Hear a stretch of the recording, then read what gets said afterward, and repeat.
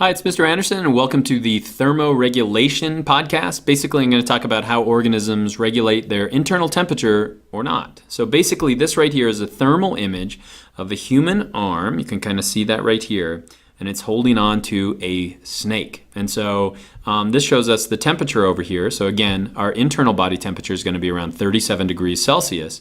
What's the temperature of the snake? Well, temperature of the snake is around room temperature, and that's because they're an ectotherm. And so before we get to that, let's talk about heat.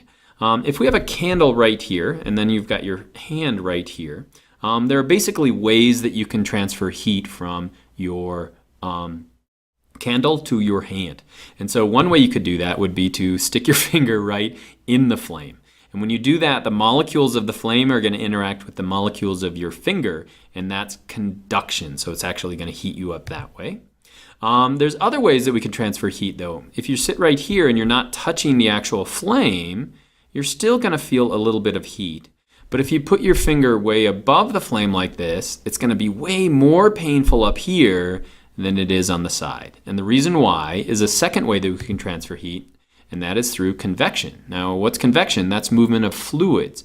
What's the fluid that's actually heating up your finger? It's the air. It's getting really hot. Hot air rises, and so it's going to heat you up way up here at the top. So that's two ways we could transfer heat. Next way we could transfer heat is if you were to put your finger over here and then we were to have a vacuum in here, you still would get a little bit of heat. It wouldn't be a lot, but you get a little bit of heat from the candle over here, and that's through radiation. Radiation is important because if this is the sun and this is you on the earth, that light is moving through the vacuum that is space, and it's eventually getting to you.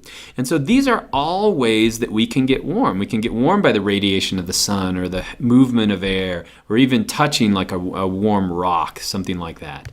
But there's another way that we can actually generate heat since we're living things, and that is through respiration. So through metabolism, we can generate a little bit of heat.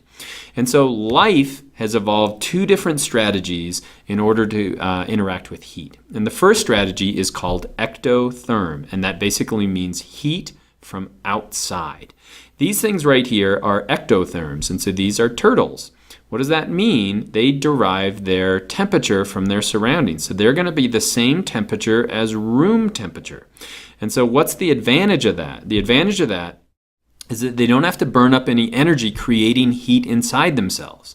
And so you don't have to feed a turtle that often. If you're a big snake, you might eat once a month or once a year if you eat something big enough, because they don't require a huge amount of energy. Now, what's the disadvantage of that? If it's really, really cold, then all of the metabolism, all the enzymes inside your body are going to go slowly as well.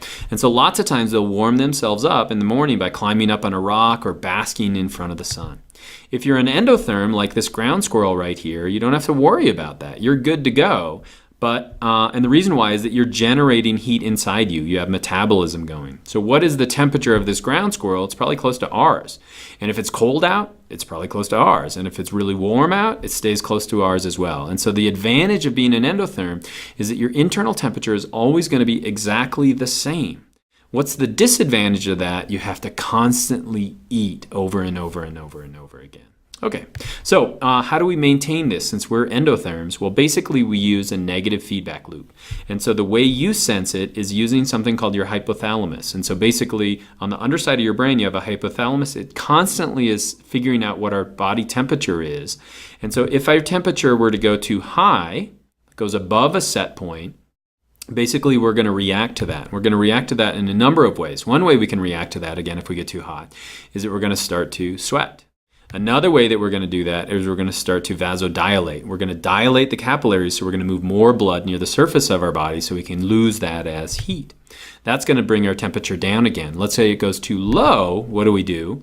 Well, if it goes too low, then we're going to start to get goosebumps. We're going to hold that skin in close to ourselves.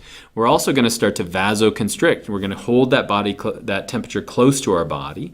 And so basically that's going to raise our temperature back to that set point. And we're constantly doing that.